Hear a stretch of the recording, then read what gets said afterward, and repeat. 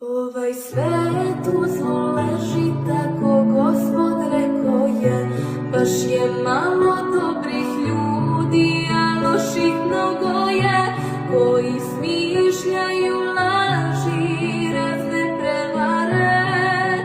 i za Božju pravdu ni malo ne mare.